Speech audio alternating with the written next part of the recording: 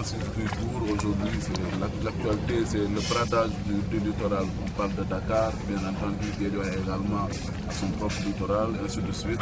Donc alors aujourd'hui, quelle lecture en faites-vous? Merci, c'est vrai, l'actualité est occupée par ces questions de bradage supposé ou réel du foncier, mais surtout d'occupation du littoral.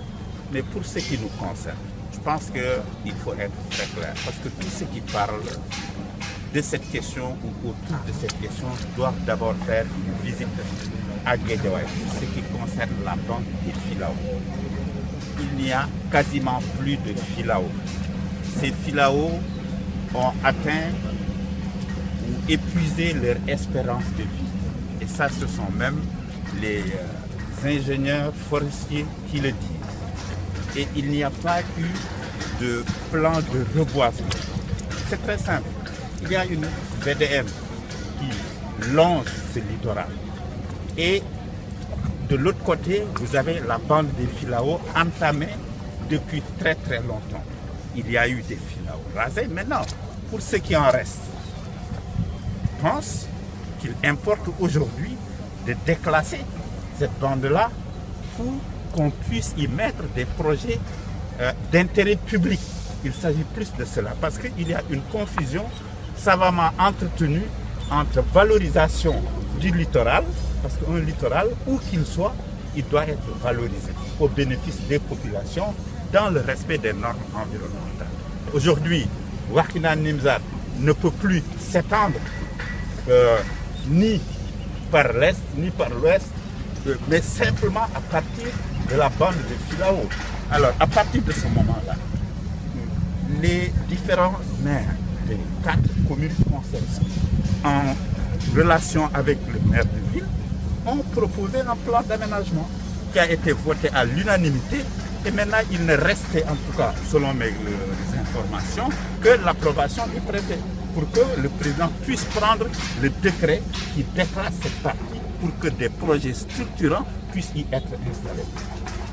On n'a pas de marché, on n'a pas de stade municipal, il n'y a pas d'école publique, il n'y a pas de centre de formation, mais comment regarder ce littoral-là et faire l'impasse sur ces projets-là? C'est des choix de vie. Parce qu'aujourd'hui, il s'agit plutôt d'aménager, d'avoir un plan d'aménagement qui concerne la partie qui longe la mer par-delà le pont, par-delà la VDN. Je pense que les gens qui parlent de littoral, ils sont à Dakar, ils ne voient pas ce qui se passe à Guédiawaye, mais la bande des Filao doit en tout cas bénéficier d'un traitement spécifique. Et c'est cet appel que nous lançons au chef de l'État.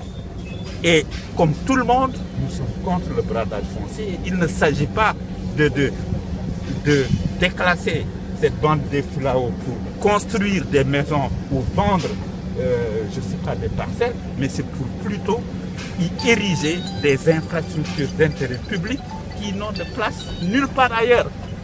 Déjà que il y a des Filao qui ont été rasés, déjà qu'il y a des structures qui ont bénéficié des coopératives qui ont bénéficié d'hectares pour y installer leur cité, on ne voit pas pourquoi ce processus ne va pas continuer.